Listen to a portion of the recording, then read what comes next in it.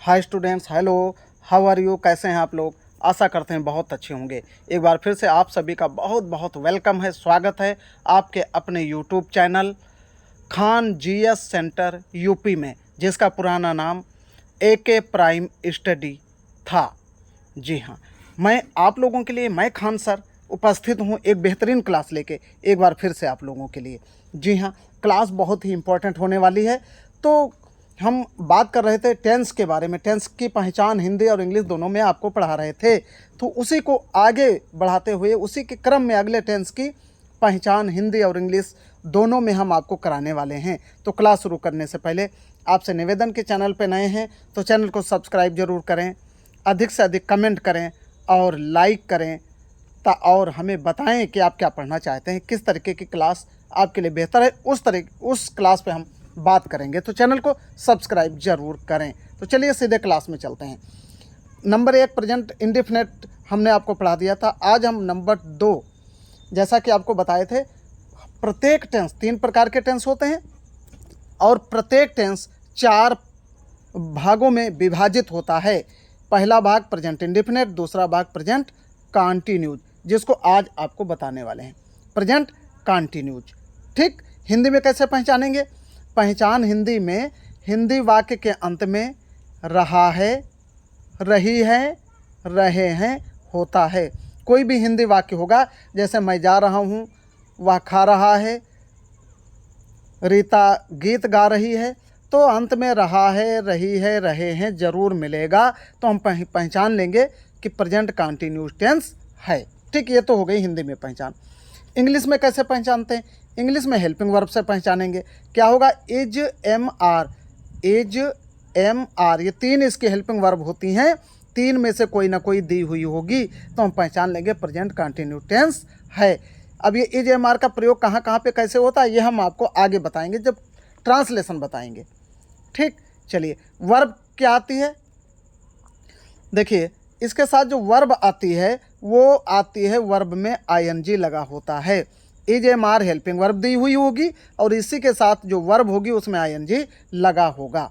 ठीक, जैसे एग्जांपल देखिए, वह खाना पका रही है, वह खाना पका रही है। अब देखिए, सी इज हेल्पिंग वर्ब आ गई, फिर पकाना वर्ब कुक, कुक में आईएनजी लग गया, कुकिंग द फूड। तो ये इंग्लिश की पहचान हो गई भाई।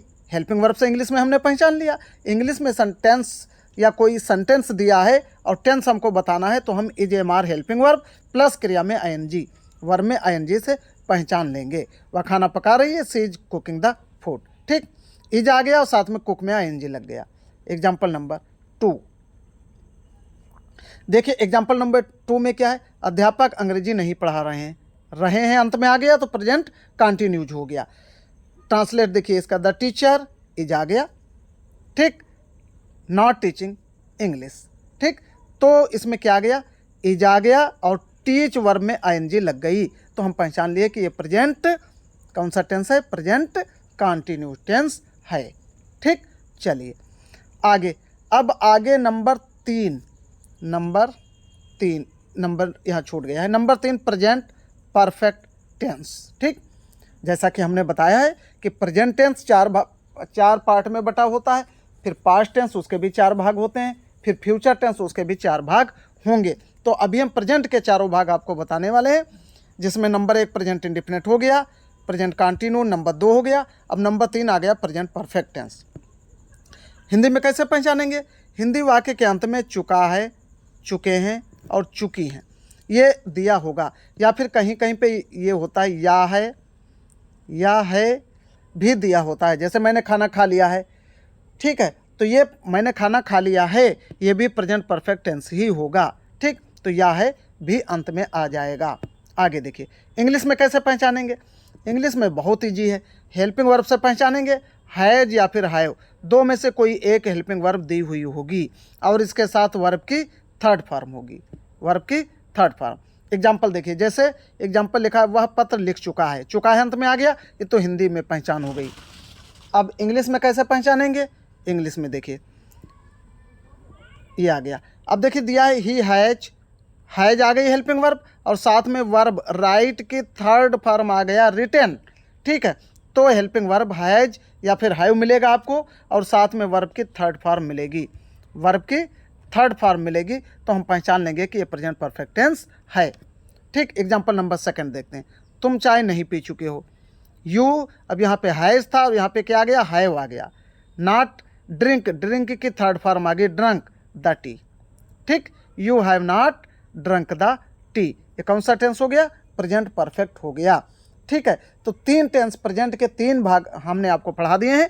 अब नंबर 4 जो बचेगा, प्रेजेंट परफेक्ट कंटिन्यूज, ये इसकी बात हम अगली क्लास में करेंगे। आज की क्लास यहीं पे ख़त्म करते हैं, मिलते हैं नेक्स्ट क्लास में। तब तक के लिए थैंक्स फॉर वॉचिंग। जय हिंद, जय भारत।